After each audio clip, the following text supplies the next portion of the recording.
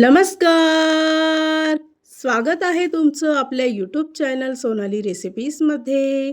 तर आजची खास रेसिपी आज आपण बनवणार आहे.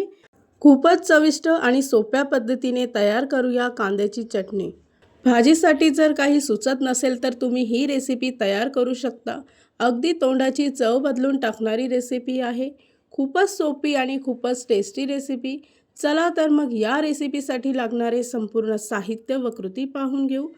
कांद्याची चटणी तयार करण्यासाठी इथे मी एका पॅनमध्ये 3 मोठे चमचे तेल घेतलं आहे. तेल गरम झालं की त्यामध्ये अर्धा चमचा जिरे, अर्धा चमचा मोहरी, कढीपत्त्याची पानं टाकून 3 ते 4 लसूण त्यात ठेचून टाकायचं आहे. त्याचबरोबर चिमूटभर हिंग टाकायची आहे.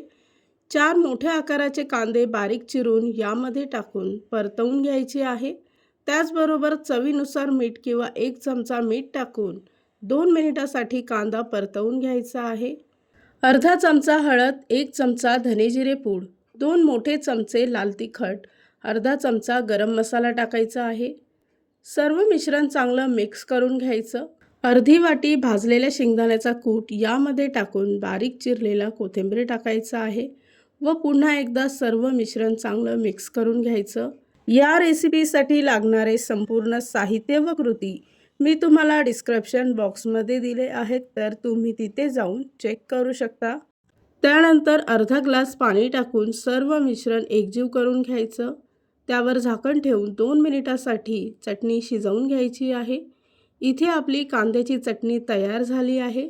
भाजीसाठी जर काही सुचत नसेल तर तुम्ही ही रेसिपी तयार करू शकता. अगदी तोंडाची चव बदलून टाकणारी रेसिपी आहे. खूपच सोपी आणि खूपच टेस्टी रेसिपी. ही रेसिपी तर तुम्ही नक्की ट्राय करून बघा, तुम्हाला खूपच आवडेल. आणि जर का तुम्हाला हा आजचा व्हिडिओ आवडला असेल तर प्लीज लाईक, शेअर आणि कमेंट करा. चॅनलवर नवीन असाल तर सबस्क्राईब करा. सबस्क्राईब केल्यामुळे काय होईल, ज्या वेळेस मी रेसिपीचा नवीन व्हिडिओ अपलोड करेल तर त्याचं नोटिफिकेशन तुमच्या मोबाईलवर येईल. आणि पुन्हा भेटूया आपण अशीच एक रेसिपी घेऊन.